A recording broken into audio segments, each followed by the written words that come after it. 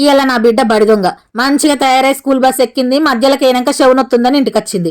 నొత్తుందన్నది మలుసుకొని వండుకోవాలి కదా, అట్లెట్లుంటుందని మా నెత్తి తిని మాకే తలనొప్పి లేపు. సరే ఇలా వీడియో ముచ్చట ఏంటంటే నిన్నటిదాకా సాఫ్ సఫాయి చేసుకున్న మడులల్లా ఇత్తనాలు అలుకున్నాడు. ఫస్ట్ అన్ని మడులల్లో అడుగు మంది చల్లుతున్నాడు. మళ్ళీ అడుగు మంది అంటే ఏంటిదని కూడా కొంతమంది అడుగుతారు. మీరు అడగక ముందుకే నేను చెప్తున్నా, 2020-039 లేకపోతే డిఏ పైన చల్లుకో. ఫస్ట్ మెంతులు చల్లుతున్నా. ఏమన్నా దొడ్డిత్తనాలు ఉంటే నేను చల్లుతా, సన్న పిత్తనాలు నన్ను అస్సలకే చల్లనియరు. ఎందుకంటే నేను కరెక్ట్ గానే చల్లుతా.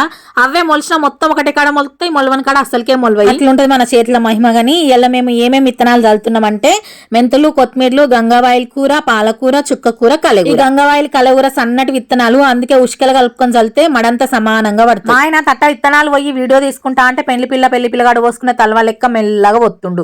నేనేమో ఫోటోగ్రాఫర్ని. మొత్తం ఒక్కసారి పోయి వీడియో మంచిగా వస్తుందని మేమిద్దరమే గుద్దుకుంటా ఉంటే మధ్యలో నా బిడ్డ తట్టలో పోసిన విత్తనాలు నేను చల్లుతా అని ఒక్కటే లొల్లి. చూడాలిగా నా బిడ్డ జల్ని ఆడికిడికి ఆర్పారు వండుతాయో లేకపోతే అన్నే వంటాయో. సుక్క పువ్వుకు సూర్యుని ఎర్రటెండ తలగంగానే మెరుతున్నాయి. ఇవన్నీ ఇత్తనాలు లెక్క ఉండయి, గాల తట్టిగానే కొట్టుకపోతాయి. అందుకే చల్లినాక ఎంబడే విత్తనాలు అన్ని జల్లుడు అయిపోయినాక కొద్దిగా మట్టి కప్పేటట్టుగా నేర్పుతుండు.